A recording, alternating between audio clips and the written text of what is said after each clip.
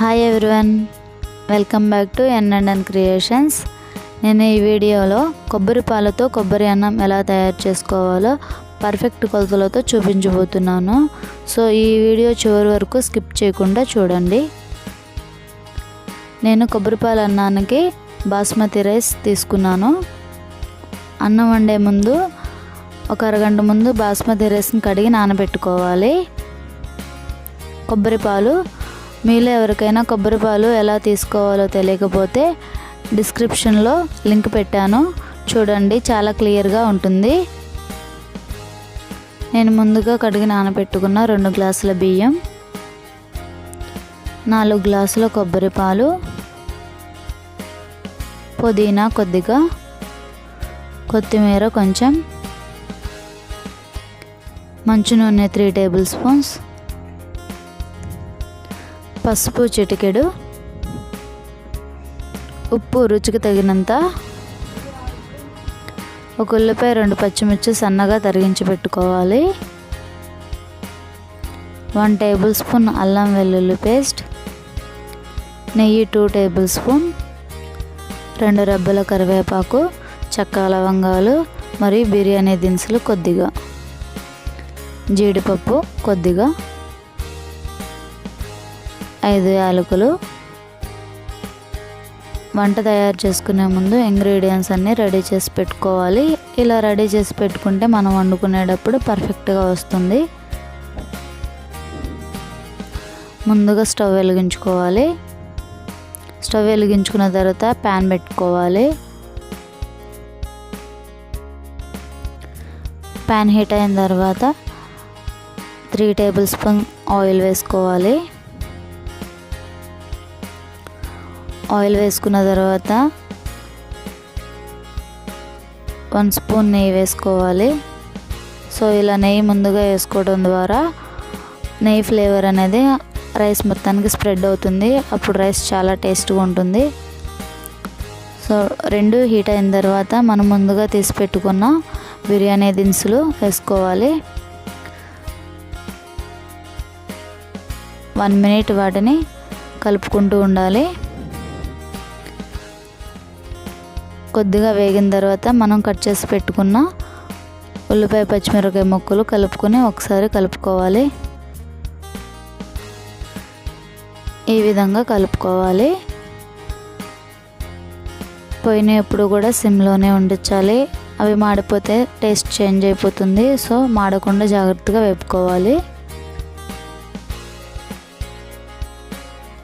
ఇలా వేగిన తర్వాత చిటికెడు పసుపు వేసుకోవాలి.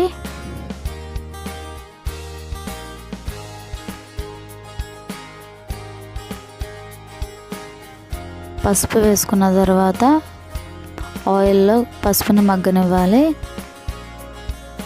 సో 2 మినిట్స్ తర్వాత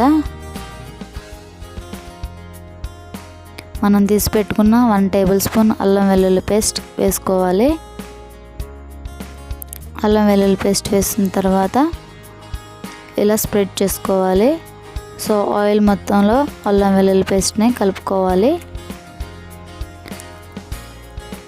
ఒక 3 మినిట్స్ అల్లం వెల్లుల్లి పేస్ట్ మగ్గాలి. సో 3 మినిట్స్ తర్వాత అల్లం వెల్లుల్లి పేస్ట్ మగ్గింది. అల్లం వెల్లుల్లి పేస్ట్ మగ్గిన తర్వాత జీడిపప్పు, యాలకులు, పుదీనా, కొత్తిమీర అన్నీ వేసుకోవాలి. ఇవి వేసుకున్న తర్వాత అన్నిటినీ ఒకసారి కలుపుకోవాలి. కొబ్బరి పాల అన్నంలోనికి మంచి combination chicken curry. So next వీడియోలో చికెన్ కర్రీ ఎలా తయారు చేసుకోవాలో అప్లోడ్ చేస్తాను, తప్పకుండా చూడండి. ఈ విధంగా అన్నీ వేగిన తర్వాత మనం ముందుగా తీసి పెట్టుకున్న కొబ్బరి పాలు వేసుకోవాలి. కరెక్ట్గా లెక్కబెట్టి వేసుకోవాలండి, చాలా జాగ్రత్తగా. నేను 2 గ్లాసులు బియ్యం తీసుకున్నాను కాబట్టి 4 గ్లాసులు పాలు పోసుకోవాలి. కరెక్ట్గా నేను చూపించిన విధంగా పోసుకుంటే అన్నం అనేది పొడి పొడిలాడుతూ చక్కగా వస్తుంది. 4వ గ్లాస్ పాలు వేసుకునేటప్పుడు కొంచెం తగ్గించి వేసుకోవాలి. ఇలా వేసుకుంటే రైస్ అనేది పొడి పొడిలాడుతూ చక్కగా వస్తుంది. రుచికి తగినంత ఉప్పు వేసుకున్న తర్వాత ఇలా అంతా కలుపుకోవాలి. ఇలా కలుపుకున్న తర్వాత స్టవ్ని మీడియం ఫ్లేమ్లో పెట్టుకుని ఒక 5 మినిట్స్ ఉండించాలి. సో ఎసరు అనేది రెడీ అయిపోతుంది. ఎసరు కాగిన తర్వాత ముందుగా కడిగి నానబెట్టుకున్న బియ్యాన్ని వేసుకోవాలి. బియ్యం వేసుకునేటప్పుడు వాటర్ డ్రాప్స్ అలాంటివి రాకూడదు. సో పొడి పొడిలాడుతూ ఉండాలి బియ్యం.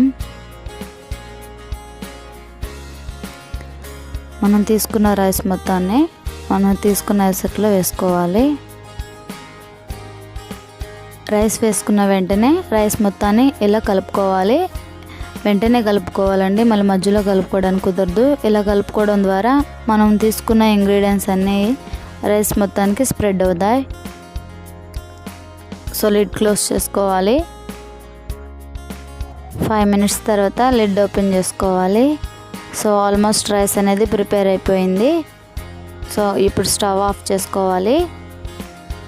స్టవ్ ఆఫ్ చేసుకున్న తర్వాత 2 మినిట్స్ తర్వాత రైస్ని కదుపుకోవాలండి. వెంటనే కదుపుకుంటే అన్నం చితికిపోతుంది. 2 మినిట్స్ తర్వాత మనం సర్వ్ చేసుకోవాలి. ఈ విధంగా పొడి పొడిలాడుతూ చాలా బాగుంటుంది. సో నేను చెప్పిన విధంగా ట్రై చేయండి, పర్ఫెక్ట్గా వస్తుంది కొబ్బరి అన్నం. కొబ్బరి పాలన్నం ఎక్కువగా మా ఊరిలో ప్రెగ్నెన్సీ లేడీస్కి వండి పెడతారండి. సో చాలా ఇష్టంగా తింటారు. ఇది మా ఊరి స్పెషల్ అండి. నాకు ఇక్కడికి వచ్చినాక మా ఊరు వాళ్ళు ఇలా చేసి పెట్టారు. సో నాకు చాలా ఇష్టమని నేను ఈ వీడియో చేస్తున్నాను. మీకు కనుక ఈ వీడియో నచ్చినట్లయితే లైక్ చేయండి, షేర్ చేయండి మరియు సబ్స్క్రైబ్ చేయండి. మేము పెట్టే మరిన్నో వీడియోస్ కోసం ప్రక్కనే ఉన్న బెల్ ఐకాన్ ప్రెస్ చేయండి. Thanks for watching.